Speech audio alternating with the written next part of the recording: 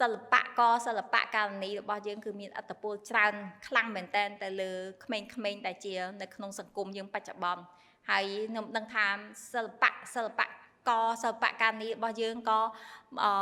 ឃើញអ្នកខ្លះគឺបង្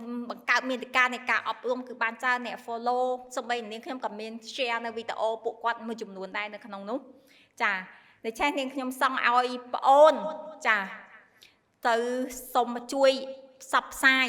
ចាធ្វើម៉េចគឺបង្កើតនៅមាតិកាទាំង lain ណាដែលផ្ដល់នៅការអប់រំចាផ្ដល់នៅគំនិតវិជ្ជមានដល់អ្នកដែលតាមដានរបស់ប្អូនយើងគិតមើលយើងទៅដឹងថាពួកគាត់ទាំងអស់នោះក្មេងៗទាំងអស់នោះគឺជាធនធានមនុស្សមួយដ៏សំខាន់នៅក្នុងសង្គមជាតិរបស់យើងចង់ឲ្យសង្គមរបស់យើងខ្លាំងតើតែក្មេងៗទាំងអស់នោះទាំងស្ត្រីទាំងបុរសចាគឺគាត់មានសុជីវធម៌មានគុណធម៌ហើយគិតតែពីនិយាយទៅគឺរឹងមាំចាមិនមែនយើងមិនចង់ឃើញ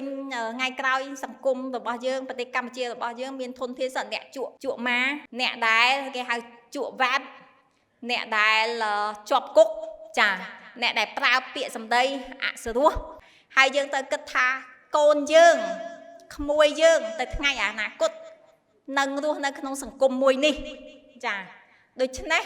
យើងក៏ចង់ឲ្យ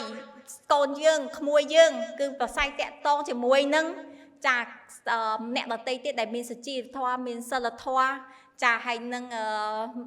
ជាមនុស្សល្អជាធនធានមួយដ៏ល្អដែរចា